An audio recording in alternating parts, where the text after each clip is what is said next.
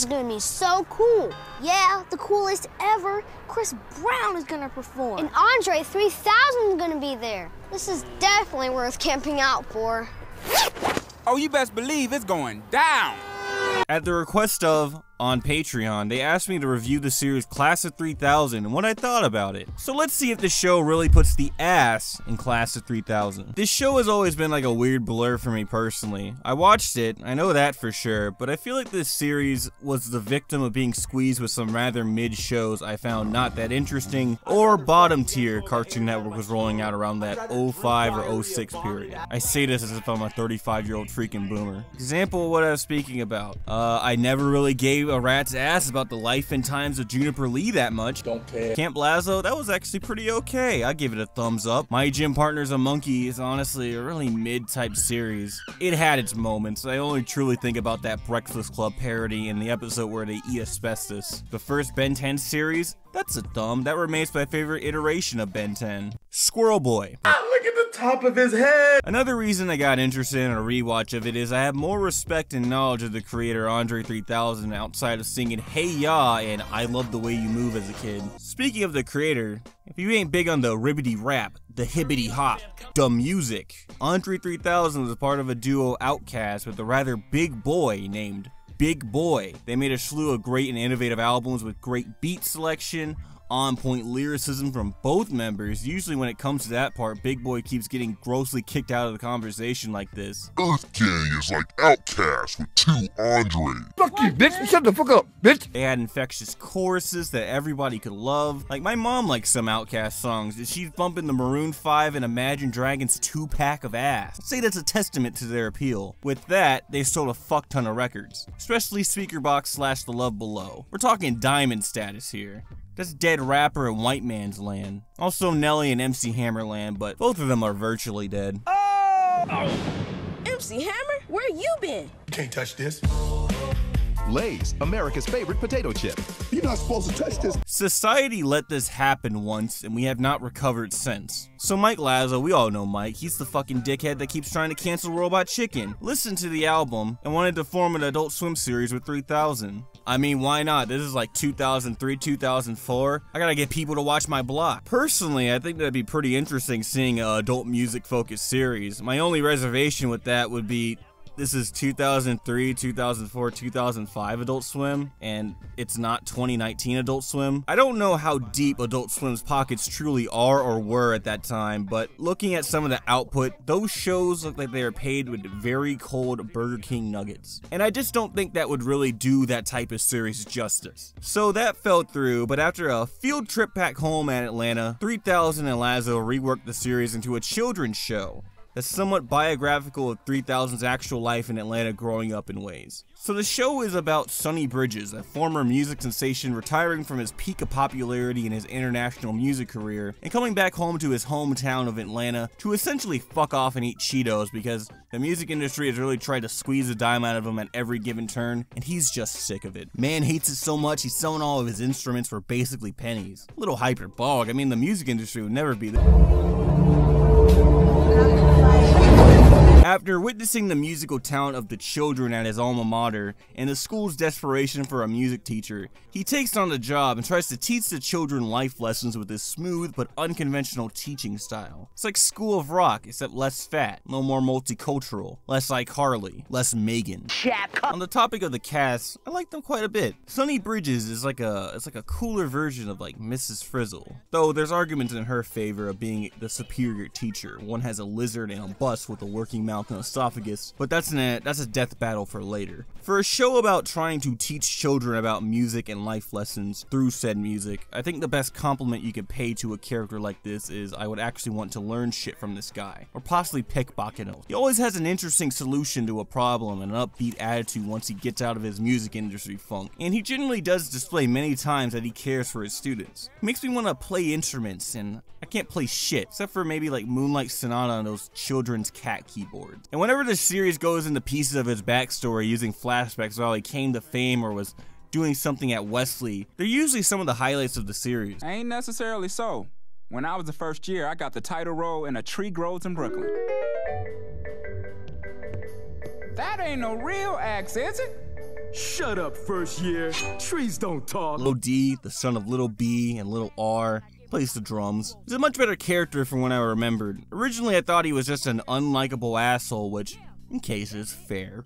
But rewatching, I kinda just liked his sharp and brazen confidence at times. His character is kinda like this parallel to Sonny around his age and making similar mistakes as a young musician. He's also kinda the default leader of the group of kids and on occasion the instigator of most of the conflict. I didn't realize this on my first watch, but I just realized while editing. You can tell that Little D is the leader because he wears the captain's hat. This is embarrassing. I don't know how I missed out on such a... Eddie, the southern rich white simp who can buy most of the third and first world nations if he wanted to, but he can't buy his way into this 12-year-old angry black girl's heart no matter how hard he tries. Why are we still here? Just to suffer. Eddie is a really funny character to me. His warped perception of how the world works and him interacting with regular people in a non-bougie environment is consistently pretty entertaining. Favorite episode in the series about this in particular, where Eddie has never really been through any struggle and the children are learning how to play blues music, but it's kind of really hard to make blues music where a lot of it is based on struggle when you have a fucking amusement park in your backyard. So the episode is just really him trying to find a struggle, mostly on an internal level, and it's just like him and Little D getting into like some really funny hijinks and Bankhead. He also just has a really great song in that episode as well, and the line that follows after the song is also really hilarious too. Oh, that poor little boy in the designer socks has seen some hard times. I also think I just like him just because of Tom Kenny's vocal performance is just really that good. Like, I mean, if you really need a white character, I'm talking like mayonnaise sandwich, like eat the Kraft single out of the fucking package white. You can't do any better than Tom Kenny. Tamika, the show kind of needs an aggressor in the series, so she kind of fits that bill. She kind of does have the same sort of quirks of other bully characters that you'll see, even though she's not really much of a bully. She's just kind of sassy. What you call me? You heard me. You dress like him. You copy his every move. You even claim that you sat in the same seat he sat in when he went to our school. That is the seat he sat in. Prove it or move it. I don't think that she's a bad character. I just think that as a whole, overly aggressive, but I have really soft, innocent, pure hobbies is kind of a hard one for me when it's so prevalent. I also just think other characters have way funnier, more interesting things going on than her. She's not the worst, but it's not my favorite character. Philly Phil is a pretty entertaining fellow. His socially awkward tendencies and disgusting behavior is pretty good. He's also a mouth-breathing tech whiz who's always building stupid shit at every given opportunity. And I think my favorite episode with him is like the episode where that comes into conflict, where everyone just wants him to be simple and just use simplicity to solve problems instead of him building a dumbass fucking contraption. Phil Lamar playing a white kid is pretty funny. Madison is a fun character. I think oblivious and dumb characters in shows are just easy to really get down. Some can get obnoxious, but I think that she skirts that line here, and I can't really think of a moment where I had an issue with her integration in an episode. Oh boy.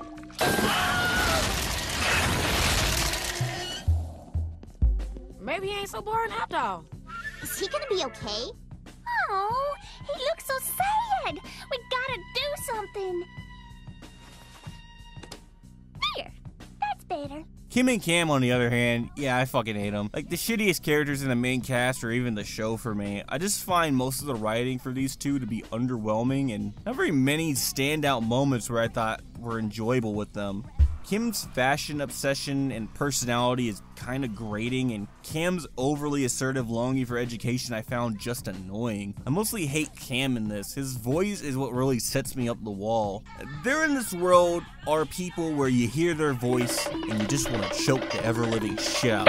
Cam is on that list. I can't. I haven't been this excited since my mom started buying 9-grain bread instead of 7-grain bread. 2 more grains! He's supposed to be one of those characters who are like the straight man or the buzzkill, but you kind of like them. I feel like the show fails at trying to do this. I feel like in comparison to the other kids, these two are just kind of like a black sheep in a way. I felt like the other kids got way more interesting stories and way more time dedicated to them. It makes this one line where both of them don't really get any input on this current situation just seem really weird to me. Oh, we gonna fix that. Wait a minute. We didn't sing our blues verse. Yeah, we had a great rhyme worked out about how nobody pays attention to us. It rhymed with superfluous. Now all of that is well and good, but the music is the most important facet here, and the music is pretty great. It's not some cast-in shit either. Almost every single song is listenable and enjoyable in and out of its appropriate context. Most songs on here won't get you killed when your friends pass you the aux cord, I'll tell you that. All of the songs are composed well, and they all do their respective genres justice. The only issue I think I have with certain songs, maybe in specific portions, is where the actual voice actors come in. Majority pretty straight, but I think on the song We Want Your Soul, I came into great conflict with Little D's voice actor, kind of making it hard to enjoy this really good instrumental. Thankfully, you can remedy this issue by listening to the actual CD, because instead of hearing this, Oh, shout I got that. Lil D make a beat, make it hot bad. Like a rabbit, Volkswagen, or a Cadillac. I'ma show you how to do a record contract. you can hear Andre do it, and it sounds like this. So, shout it, I got that. Lil D make a beat, make it hot bad. Like a rabbit, Volkswagen, or a Cadillac.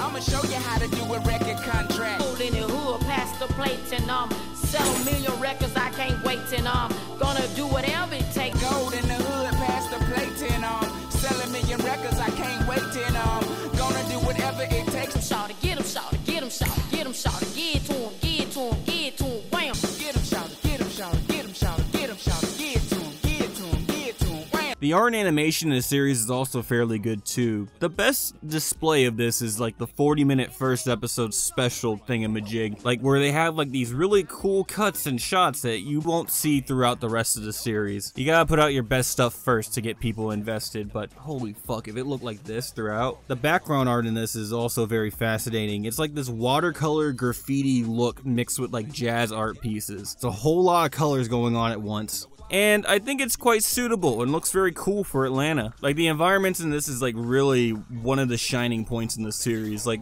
Andre 3000's very strict demand for this series was gonna have to be set in his hometown, because it doesn't really get represented that much, and also no one wants to see a very boring city. As a representation of Atlanta, which I don't live there by the way, I've only been there for brief family occasions and death, I think that its presence in this is actually really strong. It makes Atlanta look like this very fascinating place to go, and it is pretty interesting to go to, though it doesn't always like color in like these rose-colored glasses, you know. They make fun of the weather and like how shitty the traffic is, which holy shit! The character designs are also as interesting as the backgrounds. You got these characters walking around with these gigantic, weird as fuck heads. Some people are these like freakazoids with no muscles walking around, walking and stretching like Plastic Man. Or you got like these freaks like this guy whose legs should not physically be able to function. I'm not going at this guy's weight, but his legs are so puny, his knees are like screaming for dear life. This Kim got fucking scoliosis, and I thought my back was terrible. A lot of these guys are built weird, and I like it. It's entertaining in an actual fun way. Like, they're so goofy and cartoony looking, I actually want to look at them. Look at this man's legs, it's so strange. It's like the Aladdin nut hang. You ever look at Aladdin's pants and go, I wonder what his legs actually look like with those stupid pants off? Then some asshole will just come out and say, actually, it's just baggy pants, so they're probably fine. Okay, Mr. Reddit Karma, what is this guy's excuse? He's wearing ass huggers and his legs look destroyed. I think the characters look cool in a very strange way. I think Philly Phil is probably my favorite one to look at. He's strange looking, but when you get the context to what his genetics are, ass expansion mother and crimson chin father, he looks fairly normal. Also, the way how like Sunny is designed and the way that he moves is also as entertaining. My only true criticism against the art on the characters in the main show is some of the head shapes, they gotta chill. Weirdly enough, most of the children have normal heads. You'd think that'd be switched around. You'd think that a developing child would have a really fucked up head. And in my youth, I've seen many children with fucked up heads. No, it seems to be switched. All the adults have the stupidest looking heads. Like, even Sunny to the same extent. Like, he went from big stupid kid head to Jose Jalapeno in a matter of years. Now, the animation within the music video portion of the series is where the show really shines, kind of conks out at the same time. Each and every music video has a unique and different style of animation, and the way how they are presented really do capture the themes and feelings of the characters are either learning or going through something at that time. They remain the highlight of almost every episode, and the only true issue with them is that while creating individual and unique music videos is cool, they're not practical at all. So they do loop, they do use some very evident flash animation from time to time. Some of them just look off. Like the Christmas special music video is pretty much a perfect example of this. But when they're good, oh god, it's so good. Since we're talking about the music videos, I want to do a short little rundown of my favorite music videos, both combining the visual aspect and the actual music. Throwdown is one of the earlier music videos in the show, and it's a great introduction. Not with just the actual characters in the series saying what they literally play and a little brief overview of their personalities, but it's the first upbeat song of the series, and the music video is energetic as fuck. This is the first time we get to see everyone having a good time. Like, everyone's dancing in the street, the seemingly corrupt pastors are dancing, some fucking bear and rabbit are dancing. We get an introduction of Sonny's signature dance, where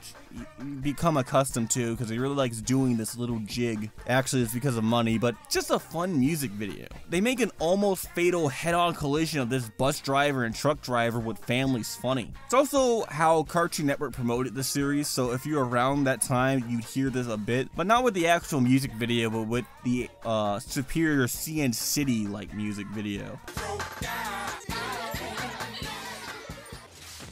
Oh Peanut is another goodie. I think that the chorus in this is really good. The keyboard or instrument that goes like this is tight as fuck. And Madison's fiddle is a great way to close out the already good song. And while I said earlier, I thought that some of the actual voice actors hopping on a song kind of messes with it a little bit for me in some cases.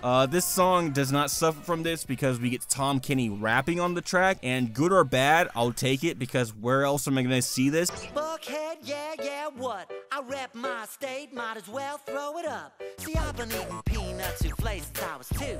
May I recommend the Thai sauce or a soup? Scoop? Fortunately for him, he actually does pretty good. And the visuals are really in a top place for me. Like, the characters in moments turn into these paper cutouts and drawn in these like circusy type attire and circus-like style. It's really good. Like, the only downside really is that the show has to wrap up stuff within its actual plot of the episode.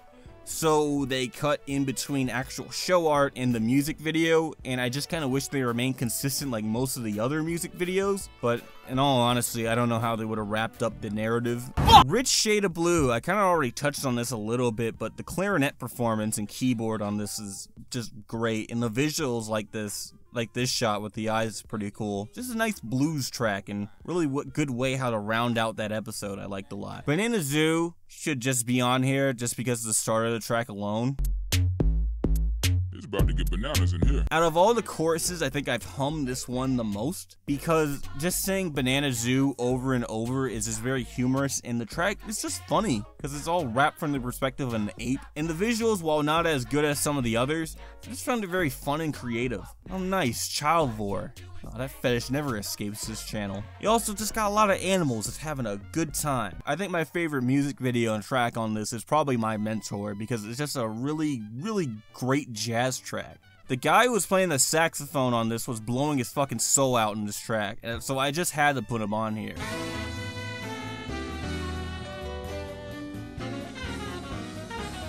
I just really like how the visuals of like the angels coming down from heaven initially look. It looks so like intimidating. It looks scary.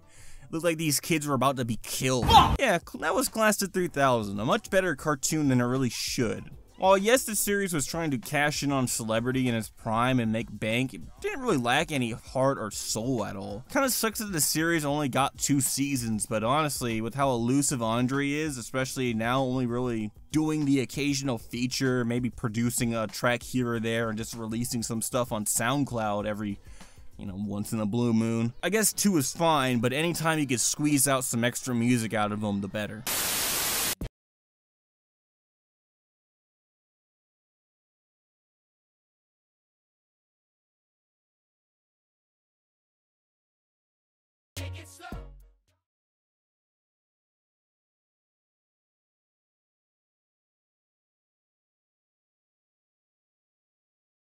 Bring back them fucking Quaaludes!